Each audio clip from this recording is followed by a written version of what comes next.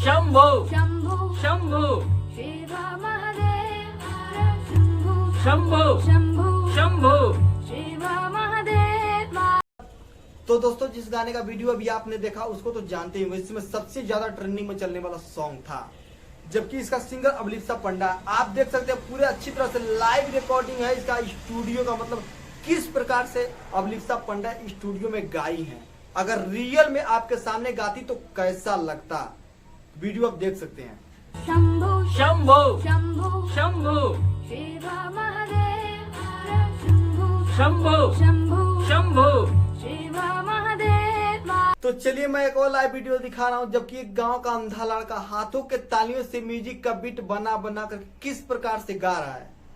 कई साल लगल दिल के समझावे में, कई साल लगल दिल के समझावे में, जान चल गइल,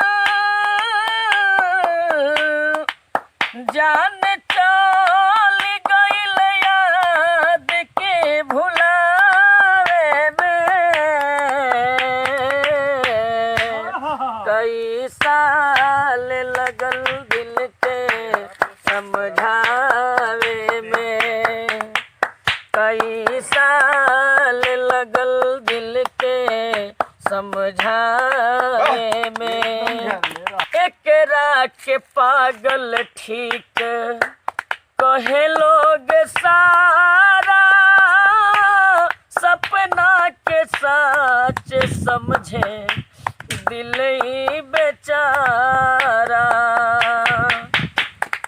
ओ एकरा के पागल ठीक कहे लोग सारा, सपना के सच समझे दिल ही बेचारा। खुद फंस गइल हो, हो, हो,